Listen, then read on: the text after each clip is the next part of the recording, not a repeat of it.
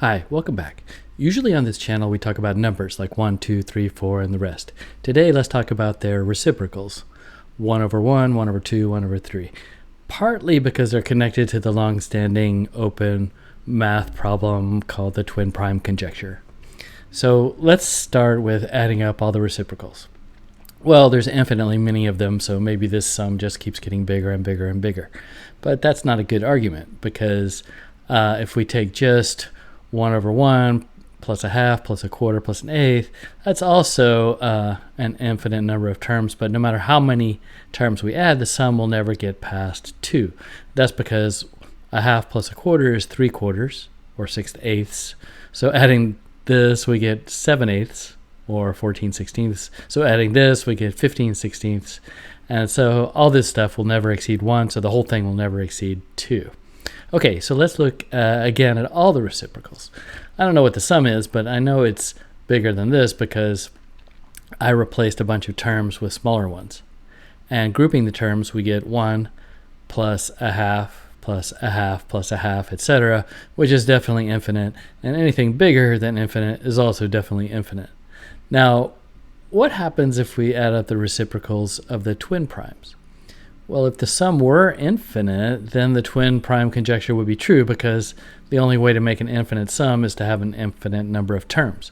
But in fact, this sum is finite, as proved by Viggo Brun, a Norwegian mathematician, in 1919. So how did he do it?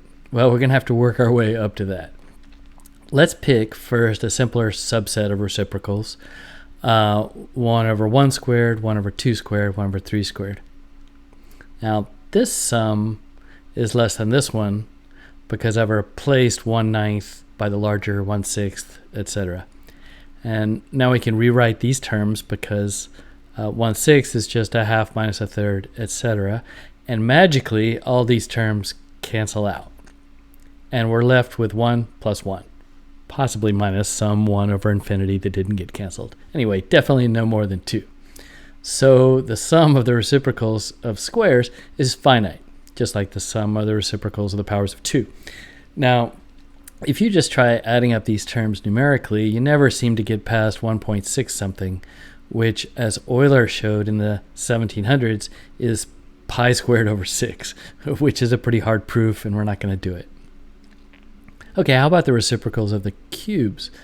Well, each term here is smaller than the corresponding one for the squares, so this sum has also got to be finite.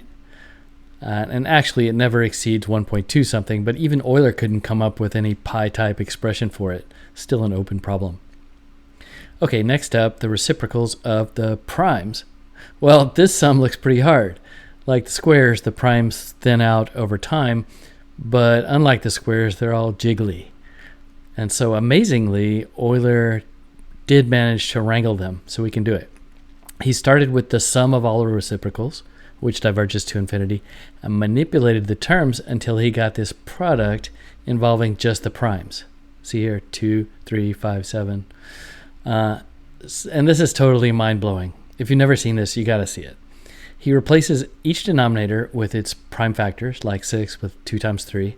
Then he creates this crazy expression with one big term for each prime. And he says these two sums are equal. What? Well, if you multiply this guy out, you wind up picking one thing from each of these big terms. So to get 1, you pick this and this and this.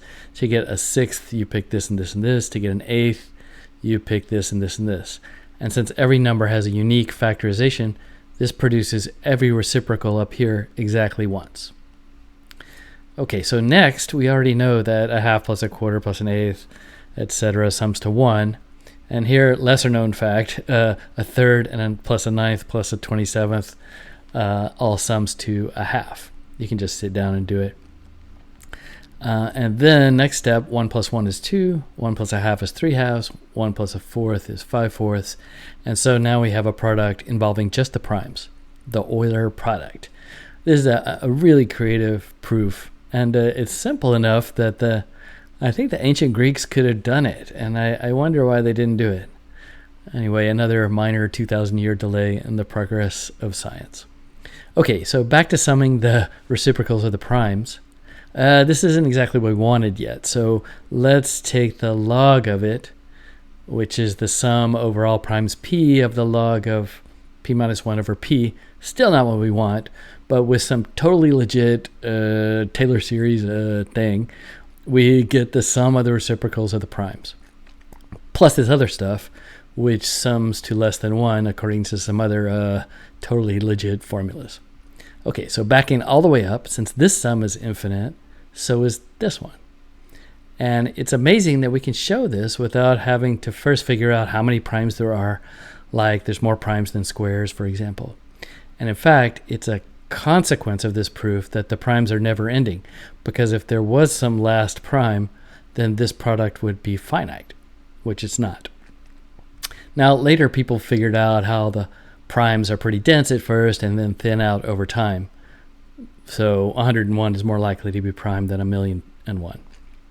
Which brings us back to the twin prime conjecture. If the primes thinned out very regularly like the squares do, then eventually there wouldn't be any more twin primes. So from that point of view, it's reasonable to think the twin prime conjecture is false. But empirically, we see a ton of jitter in the primes, enough that twin primes seem to keep showing up. Like if we added random jitter to this plot, we'd get this one, which has a lot more clumping. By contrast, the jitter in the primes isn't random, but it's so chaotically crazy that no one understands it. So maybe the reciprocals of the twin primes can help us out. If this sum diverges to infinity, that would imply there's an infinite number of twin primes.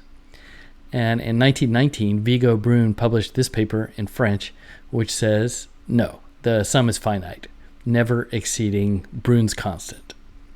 And he gave an existence proof for the constant, and later people proved that it's somewhere between 1.84 and 2.29, definitely. Probably around 1.91 something. In 1999, Thomas Nicely was trying to estimate it numerically, and he wound up finding a hardware bug in the Intel Pentium chip that cost Intel $1 zillion to replace it. So who said number theory is not useful? Okay, so did Viggo Brun disprove the twin prime conjecture? Nope, because even though this sum converges, it could still have an infinite number of terms. Okay, last question. How does Brun's proof work? The Euler product trick doesn't apply because numbers uniquely factorize into primes but not into twin primes. So Brun first had to upper bound how many twin primes there are, say between 1 and n, for all n, and then use the resulting sparsity to show that there aren't enough terms here for this sum to make it to infinity. Okay, so regular people can understand 18th century math like Euler's, but the 20th century Viggo Brun challenges us to reproduce his proof in a 10-minute YouTube video. Well, like Mr. Spock with a beard said, Captain Kirk, I shall consider it. Okay, see you next time.